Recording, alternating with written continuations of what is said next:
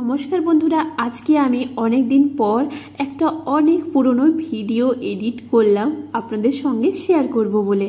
আমাদের বিয়ের প্রায় 14-15 দিন পরেই ওর কাজের সূত্রে আমরা গেছিলাম কেওঁঝর। ওখানে গিয়ে আমরা খুব সুন্দর একটা হোটেলে ছিলাম, আর ওই হোটেলের খাওয়া দাওয়াও খুব ভালো ছিল। কিন্তু আমরা কেওঁঝরের ফেমাস একটা জায়গাতে দুপুরের খাওয়া দাওয়া করতে চলে এসেছি।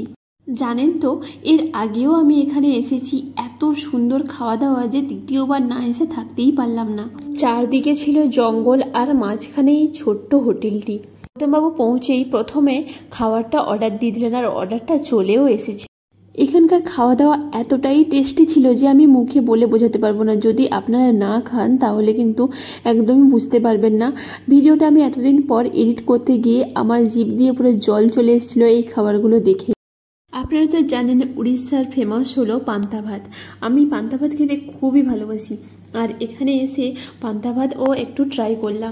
আমি একদম জীবনে প্রথমবার এরকম খাবার খেলাম, আগে কখনোই খাইনি। এই চিকেন পোড়া, মটন পোড়া অসাধারণ ছিল। তারপরে এখানে আমরা চিকেন কষাও নিয়ে নিয়েছিলাম, আর মাছ ভাজা, মানে সব কিছু আমরা ট্রাই করেছি। আমরা কেওঁঝরের অনেক সুন্দর সুন্দর জায়গায় ঘুরতে গেছি, তার ভিডিও তাড়াতাড়ি আসতে চলেছে। আপনারা চ্যানেলটিকে সাবস্ক্রাইব করে নিন। এই ভিডিওটা ভালো লাগলে একটা লাইক করে দিন। দেখা হচ্ছে পরের ভিডিওতে। টাটা।